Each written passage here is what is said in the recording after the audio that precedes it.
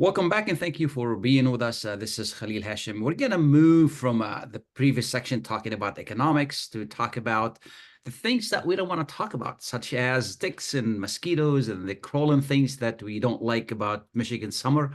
Although we enjoy the Michigan summer. With us this morning is Emily Dinh.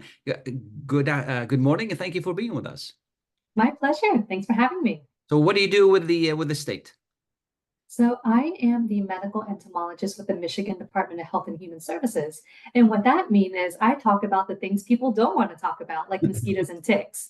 So in a quick summary, I am the subject matter expert when it comes to all things insect and human health related. So that would be like ticks, mosquitoes, bed bugs, fleas, lice, and any other questions related to that. Sounds good. From what I understand, we had a warm winter, which means we're going to have more of these crawling things around us. Is that true? And do we see any expansion of any of these species?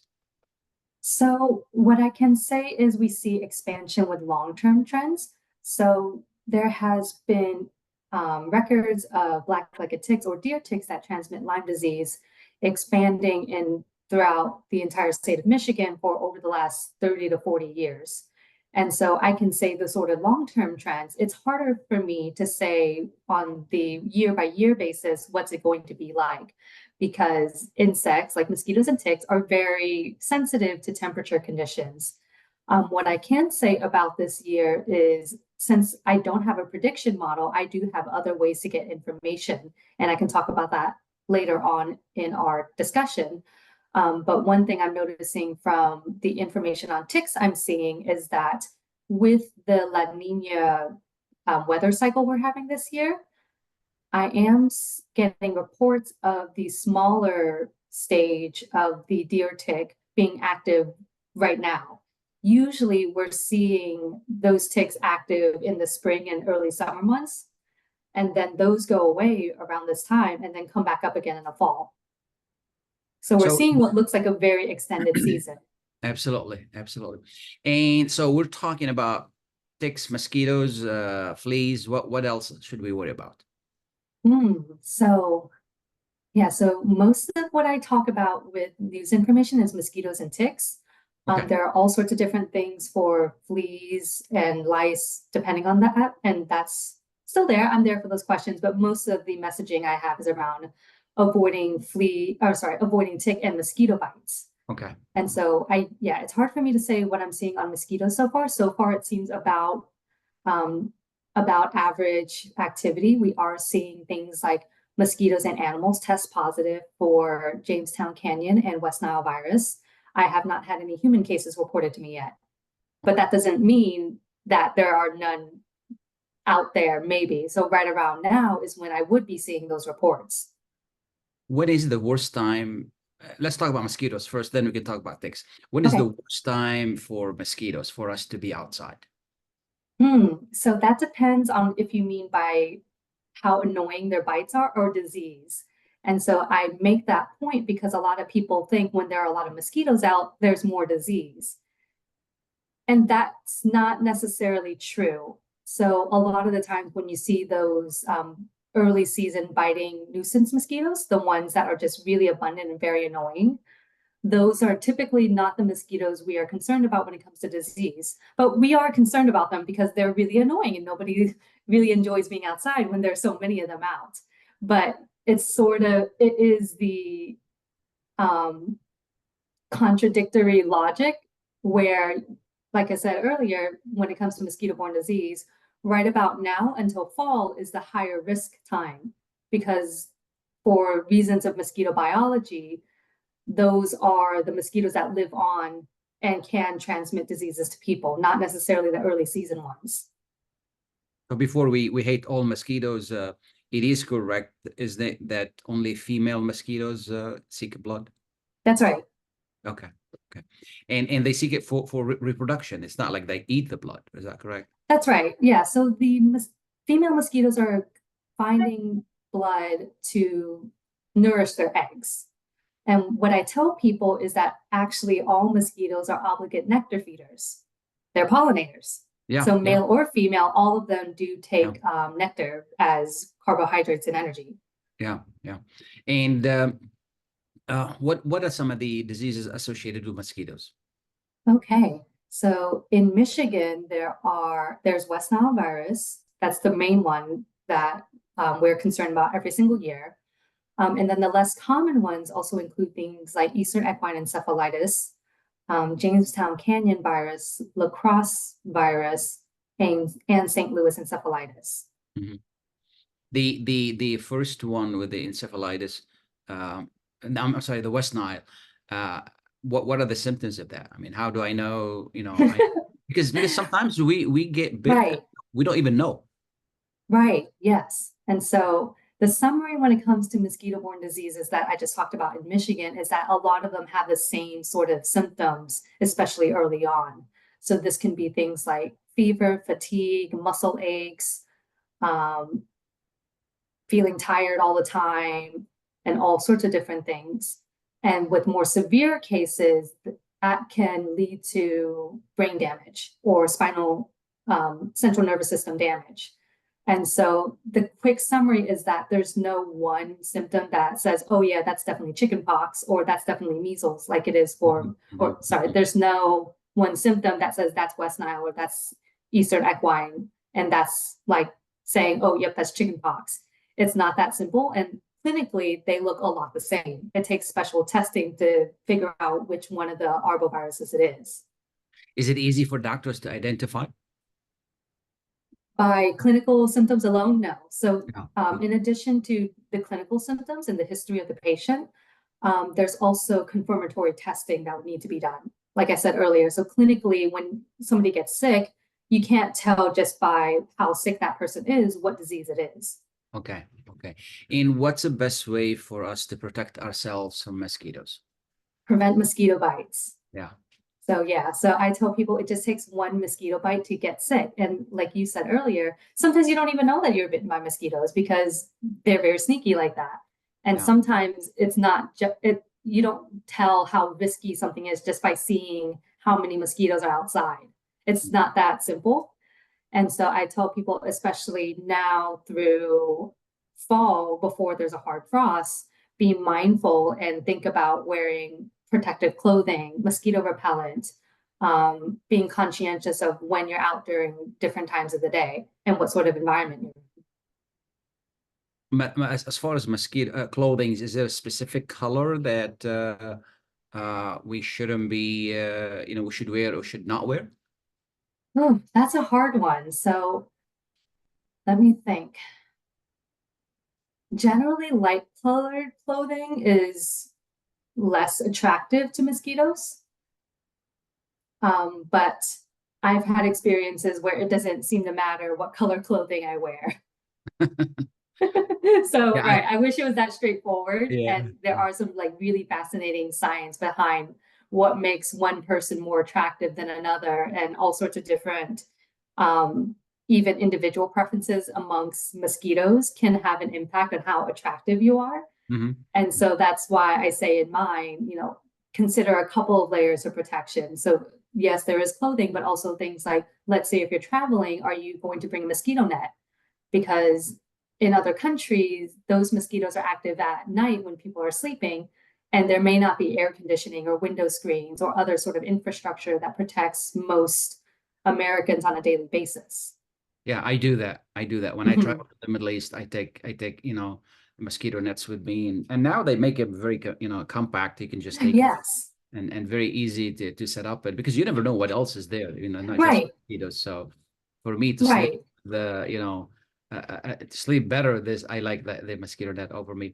As far as protection, there are a variety of different products on the market. What are recommendations? So what I recommend is for repellent, people consult the EPA Find a Repellent website. And that is a great search tool for the mosquito repellents that are on the market and with EPA registered ingredients. And what that means is that that ingredient in the product has been through very thorough testing before it gets to market. Sure, And sure. so, yeah, and it's also a great place for all sorts of information on different substances that are approved or registered with the EPA and approved for repellent use. And also all sorts of myths about essential oils. That's a great place for information. There are a lot of gadgets out there. Are those any use? And I don't want to name Yeah, names because it's not fair. yeah. So I will say the EPA fine and repellent tool only applies for skin applied products. Okay. There are products such as thermocell devices that technically wouldn't be in that because you're not applying that product to the skin. Okay. That thermocell product is essentially it's sort of like a compacted mosquito coil, just in a slightly different form.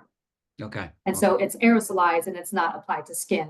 And there's Absolutely. also permethrin, which I may recommend to people that are working outdoors and know that they are going to be working outside a lot or going hiking a lot in the same clothing throughout much of the summer.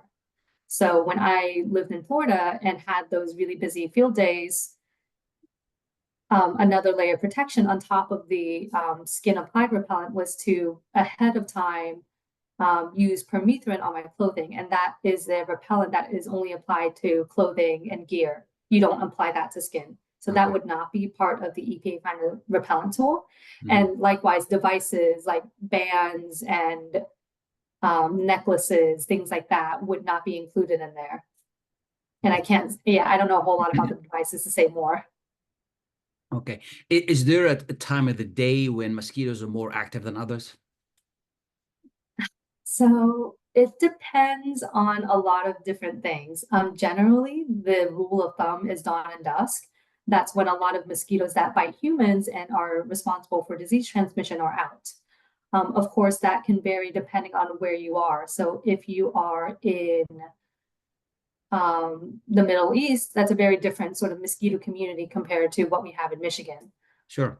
And I do say, like, there are some species that are active at any time during the day. But generally, you see more of them active at dawn and dusk. Okay. Around like, at night or before night, like at dusk or dawn, something like that. Yes, Okay. Okay. Now, but when it comes to mosquito, the last thing is, what do we do if we get bit? Is there any not relief, panic. anything? Right. So with mosquito-borne diseases, there are no preventative vaccines or treatments unless you go abroad and you get anti-malarial prophylaxis and things like that. But for the arboviruses in Michigan or other parts of the United States, there are no preventative vaccines, treatments. And if you get sick, it's only supportive care. There's no cure. Yeah, And so when you get bit by a mosquito, again, you can't just run to the doctor. There's nothing the doctor can really do when you're not feeling sick. sure. And so what I tell people is that within, like, if you're experiencing some sort of like summer flu or those sort of those symptoms I talked about earlier, there could be reason to suspect a mosquito-borne or a tick-borne disease. Sure, sure. Even if there's no disease involved, mosquitoes, when they leave us after they take a blood and the bite, it's not pleasant. It itches. And is there any, Right. yeah, is there anything we can do for that? I mean, to minimize it? Don't scratch it. When you Do scratch, not you scratch. spread it, right? Yeah, just avoid scratching it, and you can use things like over-the-counter itch creams to help with the swelling and whatever itching. Okay, Sometimes even things like icing can help. okay, okay. And what we're gonna do is, before we talk about ticks, we're gonna take a short break. We'll be right back. Please stay tuned. Welcome back, and thank you for being with us. We're talking to Emily Dinh from the state. We're talking about the things we don't like, and that is mosquitoes and ticks. So that's for mosquitoes. As far as ticks, I mean, are they in residential areas, or only if I go to the woods, I'm more prone to get ticks on? So that is a very gray area. So let's say you are a very fortunate person who has a beautiful home right up against the woods. Okay. What do you call that? And so Yeah. that's what I've Yeah. been changing about my messaging over the years. Yeah. Yes, you do find them in all sorts of recreational places, but you also find them in everyday environments like our schools, our churches, our homes, our vacation homes, whatever. And so that what I'm trying to say there is that humans and ticks have a lot of opportunity in many different ways to come into contact with each other. And again, same question in regard to ticks. Are there any different colors I should wear so I can spot them? I don't think the color is gonna repel them, but so I can spot them easily. Right. Wear boots, things like that. Wear a hat. Yeah, so light colored clothing can be very helpful. So what ticks do is they are waiting on brush or in the leaf litter for something to come Sure. by, and then they hold their arms up and reach for something when something comes by. So let's say you come by and that tick is in the brush or on the leaf litter waiting, that's how it can grab onto you. And Okay. so light colored clothing can be very helpful for Okay. spotting them. And what I like to do is I keep a lint roller in my car because sometimes it takes a lot of work to pick ticks on your clothes by hand, and having a lint roller can help a lot by Okay. sticking whatever ticks are on the lint roller. And then when I get home, I put my clothes in the dryer for 10 minutes on high heat to kill whatever ticks may be on my clothes. Okay. And they can vary in size. I mean, some of them we may not see. Yes. Oh, I do not have my business card, but I can pull with that. But there are ticks that are as small as a poppy seed.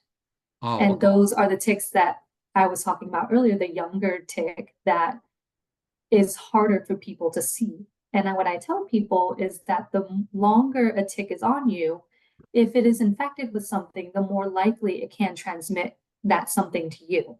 So, Okay. unlike a mosquito, a tick, if it has something, can take quite a while to transmit, let's say, Lyme disease Okay. to that person.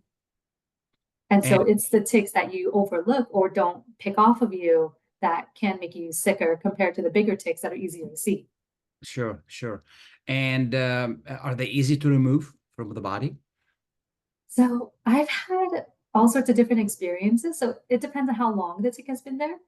So when a tick is initially attached to me and it just started, it's relatively easy to remove. It's like plucking a hair. Hmm. Other times I've had experiences when the tick has been on me for quite some time, and it can take a little bit more effort to pull out, but eventually, so long as I keep pulling straight out like it's a hair, it will Hmm. come out. And Okay. sometimes I have had experiences where the cement plug is apparent when I pull the tick out. Okay. People ask me, "What is that? It looks like a piece of my skin came out." And I tell them, "No, that's a cement plug for the tick to help stay in this." Yeah. And again, it takes longer for any disease to develop there, as you said. How many hours? Or with Lyme disease, yes. With other diseases, at least in laboratory studies, some diseases can be transmitted in 15 minutes. Hmm. Hmm. Are there any specific spots in the body that ticks are kind of like? Yes. So since ticks want to avoid being found when they are feeding, they like to go to the places that are very well hidden. So you can think about things like behind your knees and armpits and belly buttons, around your pant line, behind ears. I've had ticks in the underwear zone. They're very comfortable in those hidden spots. But I've also had ticks just on my arm or on my back. Hmm. Hmm. If they don't like if they come home with us and they don't get any food, how long do they live? Not very long in the typical home environment. Okay. Okay. And again, after we take him out, just like alcohol or something, just to clean it, or is there anything else we can do? No, just basic first aid. So what I do is I have, let's say there's a tick on me, I pull it off and put it on a tissue paper, and then I just alcohol wipe that area to sanitize it. That's it. Should I save it to so I know I have reference to what bit me if something develop? Sure, that's a great idea. And so the other thing that I can talk about too is our citizen submitted tick program. And this is our public citizen science program where anybody in the state or visitors can send photo of a tick to that inbox, and we can identify and tell you all sorts of things about that. Because not only are there deer ticks, there are other tick species in Michigan that can transmit other diseases, but they're far rare. Yeah, yeah. Is there anything I haven't asked you that people need to know, whether it is mosquitoes or ticks? Hmm. Let's see. I think the other recommendation with ticks, at least at minimum, to protect yourself. So a lot of the protections on mosquitoes also work well for ticks. But also, I realize things like, okay, if you're at the beach and you throw a ball into the woods, you could find ticks there, but you're not always wearing the same amount of clothing. So, what I recommend is during Michigan's beautiful summer, where there's all sorts of beautiful habitats where we live with ticks, check for ticks on a daily basis at least. Yes. And what is the interval of time in the summer? When is it that I can go out and don't have to worry about ticks? That's a great question because it also depends on the weather. Yeah. This year, I had people telling me that they were finding ticks on their animals and on themselves back in February. Wow. And right, the Yeah. fact is, ticks can be active when temperatures are above freezing or around Okay. that point. There's Okay. not many of them, but they can be active. Okay. Okay. So it depends on this year. Sounds good. Emily, I really appreciate you taking the time to be with us. I thank you so much. And Emily Dinh from the state. And we're going to have on our website a little bit of information to correspond to what we've done today. So if you like to check it out as well. Emily, thank you so much. You're welcome. Appreciate it. Thank you.